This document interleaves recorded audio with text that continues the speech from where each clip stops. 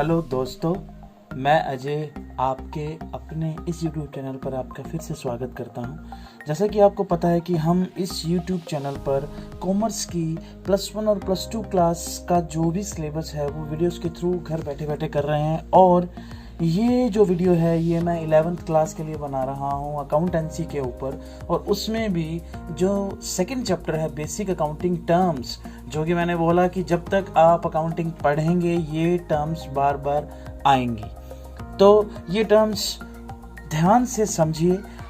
मैं पिछली वीडियो में आपको 11 यानी कि 11 टर्म्स बता चुका हूँ अकाउंटिंग की। जिन लोगों ने मेरी वो वीडियोस नहीं देखी हैं प्लीज़ वो वीडियोस जाइए और जल्दी से देखिए, नोट्स बना लीजिए। मैं आज नेक्स्ट टर्म बता रहा हूँ जो कि है एक्सपेंडिचर। एक्सपेंडिचर का मतलब क्या होता है? एक्सपेंडिचर मीन्स बेटा खर्चा। बेटा जनरली रूटीन में आप बोलते हो ना कि मेरा इतना खर्चा है, आजकल तो खर्चे ही बहुत हैं, है ना, वो तो इतना खर्चा करता है, वो इतना कम खर्चा करता है। ये चीज़ें बिजनेस में भी हैं। कई बिजनेसमैन ज़्यादा खर्चा करते हैं, कई बिजनेसमैन कम खर्चा करते हैं। तो एक्सपेंडिचर का मतलब होता है खर्चा। अब जनरली एक छोटी सी डेफिनेशन देखिए, फिर मैं ये भी समझ रहा हूँ कि आपके माइंड में क्या डाउट आएगा, वो इस वीडियो के दौरान मैं सब डाउट्स दूर करने वाला हूँ। बेटा एक्सपेंडिचर मीन्स अमाउंट स्पेंट और liability incurred for acquiring assets, goods और सर्विसेज।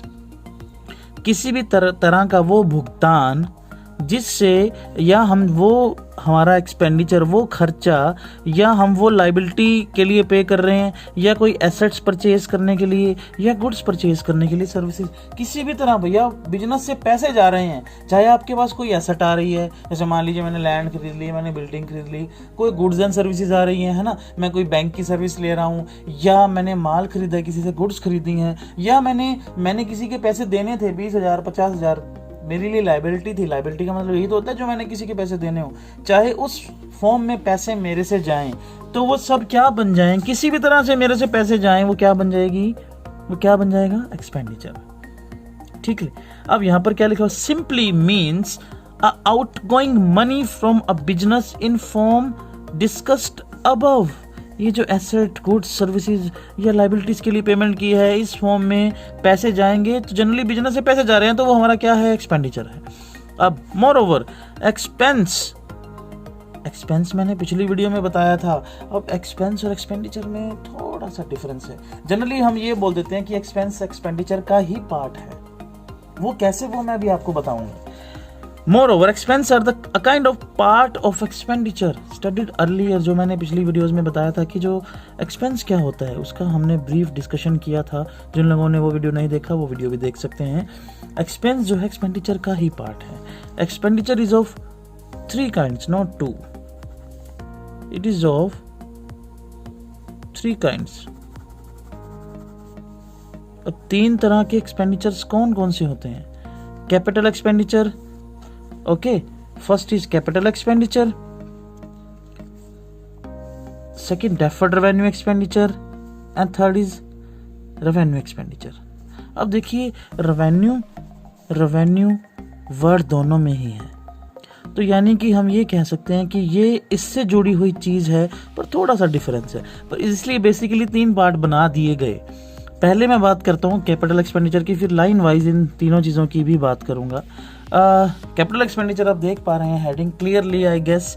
जी हाँ, कैपिटल एक्सपेंडिचर क्या होते हैं, लॉन्ग टर्म नेचर के होते हैं, यानी कि इनका खर्चा जब आप कैपिटल एक्सपेंडिचर करेंगे, जब किसी तरह का एक्सपेंडिचर करेंगे, खर्चा करेंगे, तो उसका जो बेनिफिट है वो आपको लंबे समय में मिलने वाला है। यानी कि 2 साल, 4 साल, 6 साल, 10 साल, 15 साल, लंबे समय के लिए उसका बेनिफिट मिलेगा। फॉर एग्जाम्पल आपने बिजनेस में एक प्लांट खरीद लिया, प्लांट क्या मुझे बताइए 6 महीने में ख़त्म हो जाएगा या 1 साल में ख़त्म हो जाएगा? बेटा प्लांट लगाने पे बहुत बड़ा खर्चा लगता है और प्लांट सालों साल चलते हैं, 10 साल, 15 साल, 20 साल, है ना। तो एक्सपेंडिचर जो कैपिटल एक्सपेंडिचर है वो लॉन्ग टर्म नेचर का होता है। अब इसको हम ये कह सकते हैं एक्वायरिंग और इम्प्रूविंग द एग्जिस्टिंग एसेट्स, यानी कि यार हम एसेट्स को परचेज करें या उनको इम्प्रूव करें, जिससे क्या हो, उनकी कैपेसिटी इंक्रीज हो जाए, उनकी कैपेसिटी इम्प्रूव हो जाए, है ना। तो भी क्या आ जाएगा, वो कैपिटल एक्सपेंडिचर। जैसे फॉर एग्जांपल लैंड परचेज करो, बिल्डिंग परचेज करो, गुडविल परचेज करो, यानी कि चाहे आप टेंजिबल एसेट्स परचेज करो, चाहे आप इनटेंजिबल एसेट्स परचेज करो, हम उसको क्या बोलेंगे, कैपिटल एक्सपेंडिचर। अब ये दिखाया कहाँ पर जाएगा, बैलेंस शीट के अंदर। जब एक साल का आप सारा अपना आज से जैसे 1 अप्रैल से लेकर 31 मार्च तक आपका फाइनेंशियल ईयर है, तो 1 अप्रैल से लेकर 31 मार्च तक आप सारी ट्रांजैक्शंस करेंगे, और जैसे जैसे 31 मार्च आएगा, 31 मार्च को हम हमारा प्रॉफिट एंड लॉस अकाउंट और बैलेंस शीट बनाएंगे, जो कि मैंने आपको बताया था कि आप जानना चाहोगे ना कि मेरा बिजनेस प्रॉफिट कमा रहा है या लॉस कमा रहा है, या मेरा बिजनेस आज कहाँ स्टैंड करता है, कितनी प्रॉपर्टीज कमा ली हैं, कितनी बना ली हैं, या लोगों को कितने पैसे देने हैं, उसके लिए बैलेंस शीट बनती है, जैसे हम फाइनेंशियल पोजीशन बोलते हैं। यानी कि फाइनेंशियल पोजीशन जानने के लिए हम बैलेंस शीट बनाते हैं, प्रॉफिट या लॉस जानने के लिए हम प्रॉफिट एंड लॉस अकाउंट बनाते हैं। ये फाइनेंशियल स्टेटमेंट्स हैं, ये एंड प्रोडक्ट्स हैं हमारा सारा अकाउंटिंग प्रोसीजर का, जो भी जर्नल वगैरह हम सारी ट्रांजैक्शन आइडेंटिफाई करने, जो मैंने आपको प्रोसेस बताया था अकाउंटिंग साइकिल का एंड पार्ट था ना, प्रॉफिट लॉस बैलेंस शीट। अब ये वो चीज है जब कैपिटल एक्सपेंडिचर किया जाएगा ना, वो बैलेंस शीट में दिखाया जाएगा। बैलेंस शीट की बेटा 2 साइड्स होती हैं, एक एसेट साइड होती है और एक लायबिलिटी साइड होती है। कुछ इस तरह से टी शेप होती है, इस तरफ एसेट दिखाई जाती है, इस तरफ लायबिलिटी दिखाई जाती है। एसेट का मतलब हमारे पास लैंड कितने की है, बिल्डिंग कितने का है, फर्नीचर कितने का है ना, ये सब एसेट साइड दिखाया जाएगा। लायबिलिटीज का मतलब क्रेडिटर्स कितने, हमने कितने लोगों को देने हैं, लोन वगैरह कितने हैं, पार्ट कैपिटल कितनी लगी हुई है। ये इस तरह से एसेट और लायबिलिटी 2 साइड होती है बैलेंस शीट की। तो जो कैपिटल एक्सपेंडिचर क्योंकि मैंने क्या बोला, मैं लैंड परचेज करूंगा, लैंड मेरी क्या बनेगी, बिल्डिंग मेरी क्या बनेगी, एसेट बनेगी, एसेट वाली साइड आएगा। तो वो कैसे आया होगा, कैपिटल एक्सपेंडिचर करके ही तो आया होगा। ठीक है, तो ये था कैपिटल एक्सपेंडिचर। अब जो इससे बिल्कुल साथ साथ जिसका हम कंपैरिजन भी कर पाएंगे, देख भी पाएंगे, वो लिखा हुआ है revenue expenditure. Deferred revenue expenditure मैं इसके बाद आऊंगा। रेवेन्यू एक्सपेंडिचर क्या होता है बेटा, ऐसा एक्सपेंडिचर जिसका बेनिफिट आप एक अकाउंटिंग साइकिल के दौरान ले लें। जैसे कि मैंने ऐसा कुछ, ये ट्रेन की पटरी एक पिछली वीडियो में भी बनाई थी अगर आपको याद हो, और ये ट्रेन की पटरियाँ आपको आने वाली वीडियोस में भी मिलेंगी। ठीक है, अब इसको याद ही कर लीजिए। जैसे मैंने बोला 1 अप्रैल से लेकर 31 मार्च तक मेरा फाइनेंशियल ईयर होता है। अप्रैल, मई, जून, जुलाई, अगस्त, सितंबर, अक्टूबर, नवंबर, दिसंबर, जनवरी, फरवरी, मार्च। अब यहाँ से क्या होगा, ऐसे ही एक पटरी आगे शुरू हो जाएगी, यानी कि वो अगला फाइनेंशियल ईयर शुरू हो जाएगा इसी तरह से।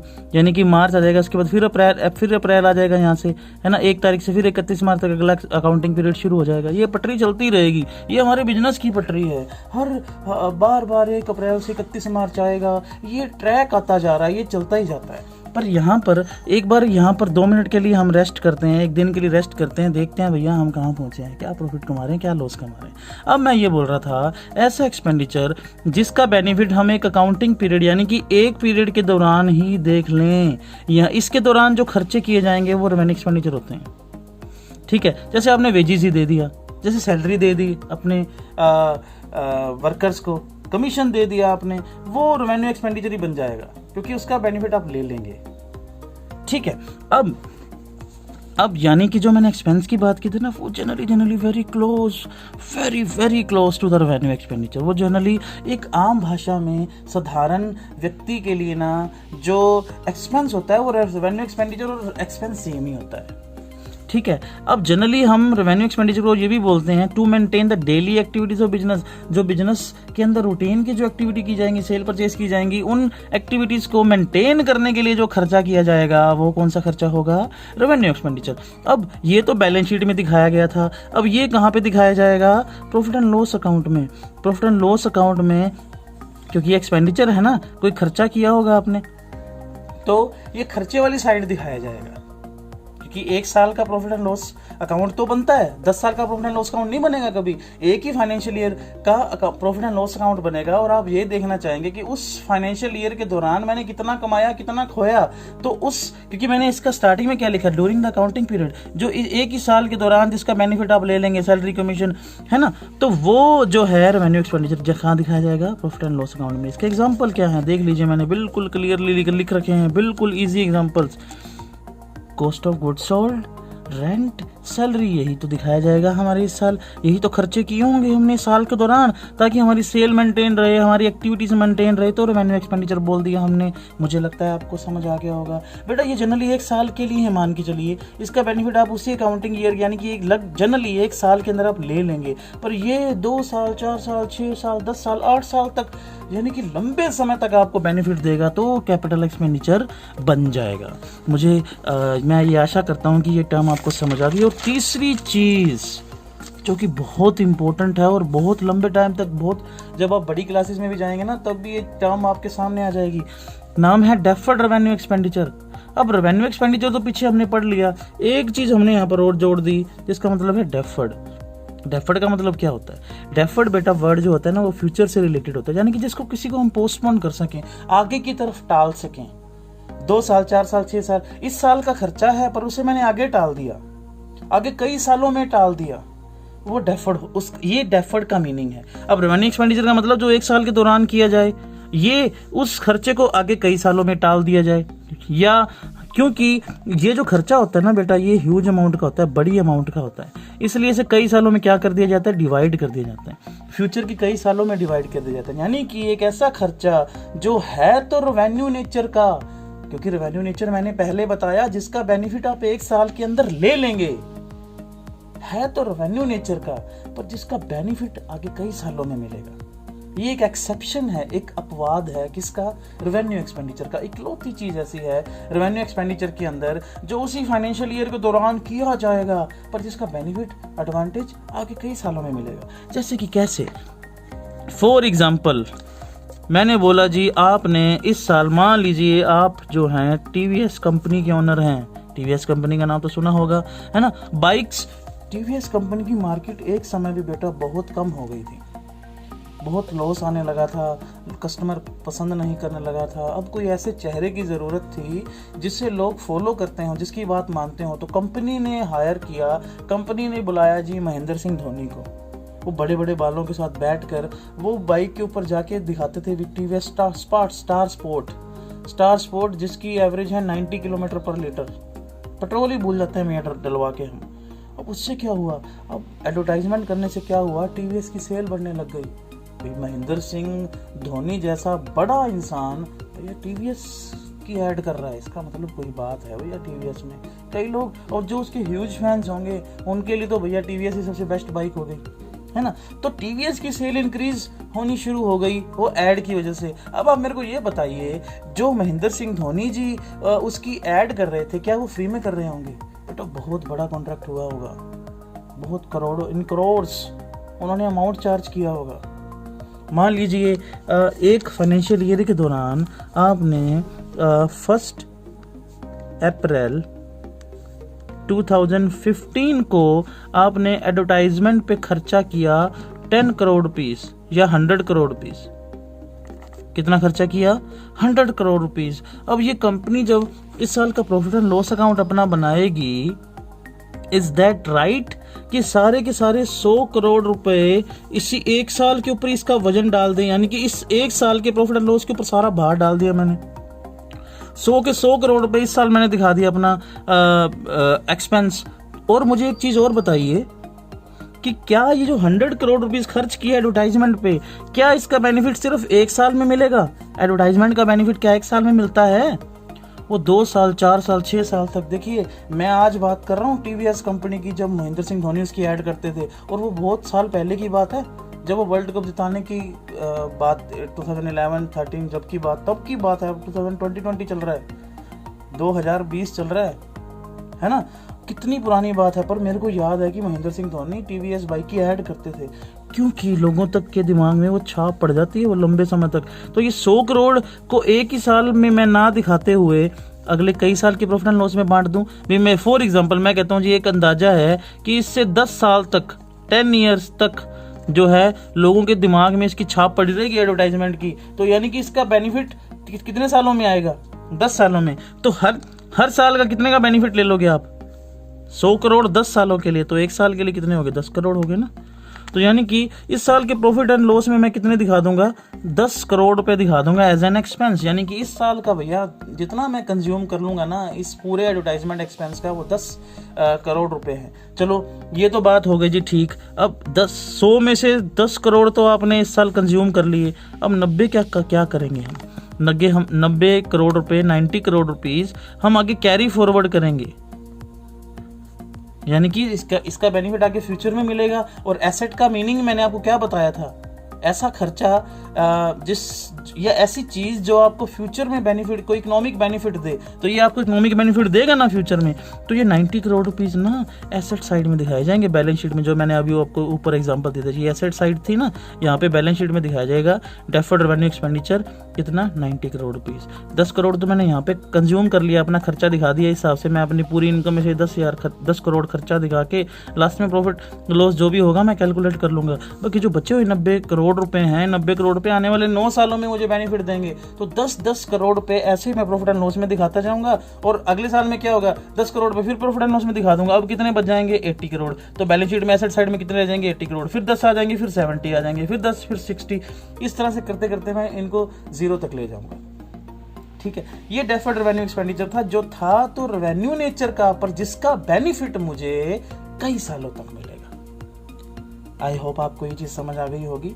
इसलिए बेटा डेफर्ड रेवेन्यू एक्सपेंडिचर को ना रेवेन्यू एक्सपेंडिचर का अपवाद बोला जाता है, एक्सेप्शन बोला जाता है। भी जैसे बोलते हैं ना, एक आदमी है, उसके 5 बच्चे हैं। जो वो आदमी है ना, वो बहुत ही संत स्वभाव का है, बहुत अच्छा आदमी है। और 5 बच्चों में से ना एक बच्चा जो है ना, वो बिल्कुल अपोजिट है, बिल्कुल ही गुंडा है। वो 4 बिल्कुल महात्मा बच्चे हैं उसके। अब बोलता है ना, ये एक कहाँ से आ गया, वो एक जो है ना बाकियों का एक्सेप्शन है। ऐसे ही एक्सेप्शन है भैया।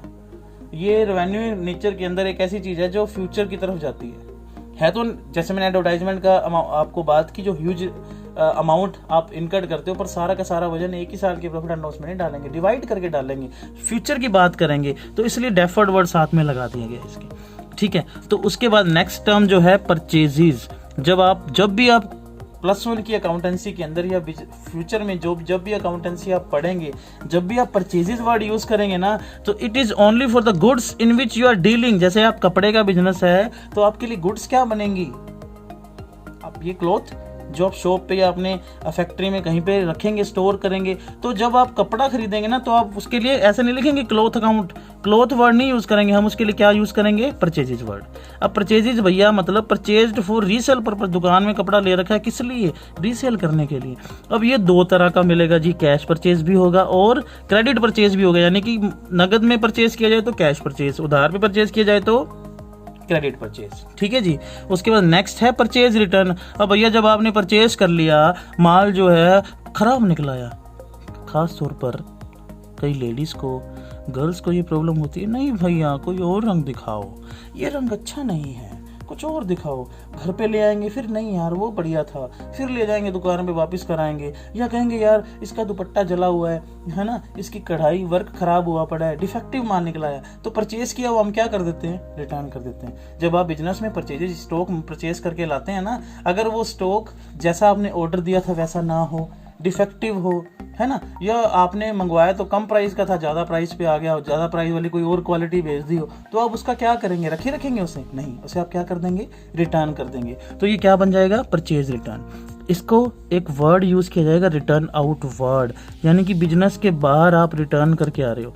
बिजनेस के बाद तो तभी रिटर्न करके आओगे जो आपने परचेज कर रखा होगा, वही तो किसी और को रिटर्न करने जाओगे, तो इसलिए इसे रिटर्न आउट वर्ड भी बोला जाता है। उसके बाद नेक्स्ट टर्म है सेल्स। अब जैसे परचेज है ना, वैसे ही सेल्स है भैया। जो माल आपने दुकान में रखा हुआ है वो सारी जिंदगी सजा के नहीं रखोगे आप क्या करोगे, उसको सेल कर दोगे। तो जो गुड्स आपने परचेज किया था रीसेल करने के लिए, जब आप उसे बेचेंगे, सेल करेंगे, सिर्फ उस माल के लिए, उस गुड्स के लिए, उसे हम बोलेंगे सेल्स। और ये भी कैश भी हो सकती है और क्रेडिट भी हो सकती है, यानी कि कैश सेल्स या क्रेडिट सेल्स। ये परचेज कैश परचेज या क्रेडिट परचेज।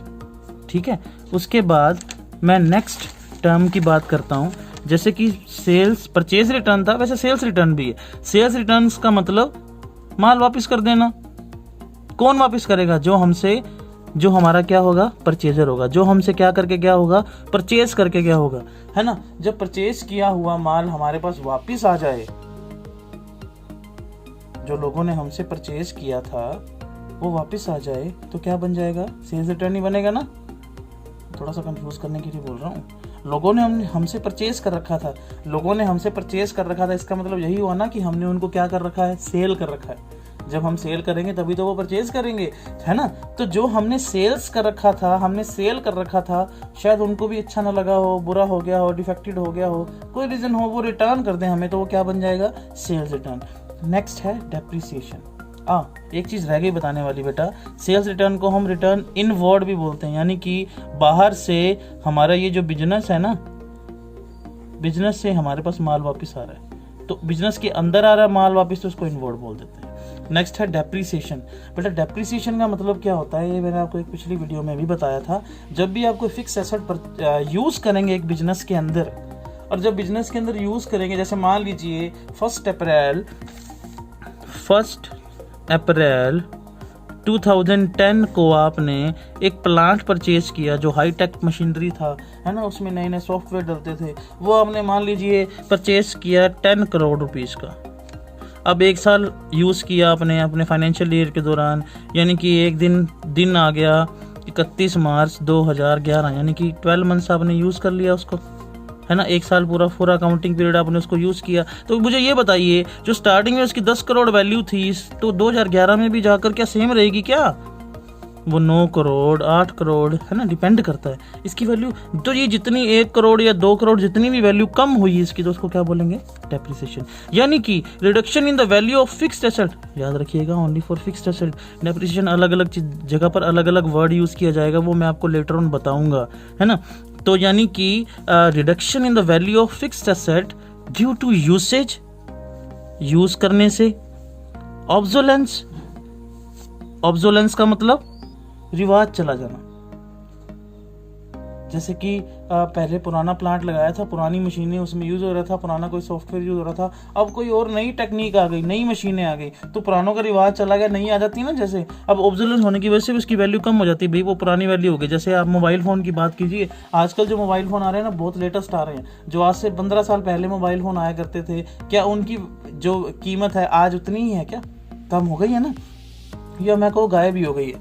तो वो ऑब्सोलेंस की वजह से जब फिक्स एसेट की वैल्यू में कमी आ जाए, या एक्सीडेंट की वजह कोई दुर्घटना हो गई, कोई मशीन पार्ट, कोई पुर्जा खराब हो गया, नष्ट हो गया, खत्म हो गया, तो जितना नुकसान हुआ, जितनी वैल्यू कम हुई, उसे हम क्या बोलेंगे, डेप्रिसिएशन। आई होप आपको ये टर्म्स समझ आई होंगी। इन टर्म्स को बेटा ध्यान से, मेरा एक एक वर्ड बहुत इंपॉर्टेंट है, जो मैं वर्ड यूज़ करता हूँ वो आपके आने वाले जब आप प्रैक्टिकल पार्ट करेंगे वहाँ पर सेम चीज़ें मैं इंप्लीमेंट करूँगा। मैं आपको बताऊँगा कि ये बात मैंने आपको उस वीडियो में बताई थी। ये इसलिए ये चीज़ें बहुत इंपॉर्टेंट हैं। इनके नोट्स बना के रखें, इन्हें बार बार रिवाइज करें, इनका बार बार भगवान के नाम की तरह सिमरन करें, ताकि ये आपको याद रहें, और जब आप प्रैक्टिकल पार्ट करें तो आपको लगे कि हाँ ये चीज़ें हमें आती हैं, ये हमने सुनी हुई हैं, ये चीज़ें हमारे लिए नई नहीं हैं। इसलिए ये चीज़ें बहुत ज़रूरी हैं, मैं बार बार इस बात पे जोर डाल रहा हूँ। ठीक है, तो हम मिलेंगे नई वीडियो के अंदर। उससे पहले मैं आपको बता दूं, जिन लोगों ने मेरा चैनल सब्सक्राइब नहीं किया, प्लीज़ वो जाएं और मेरा चैनल सब्सक्राइब कर लें। लाइक शेयर कमेंट करना मत भूलें, क्योंकि ये हमारे लिए एज अ मोटिवेशन काम करता है। तो ठीक है, हम मिलेंगे नेक्स्ट वीडियो के अंदर। तब तक के लिए गुड बाय, शब्बा खैर।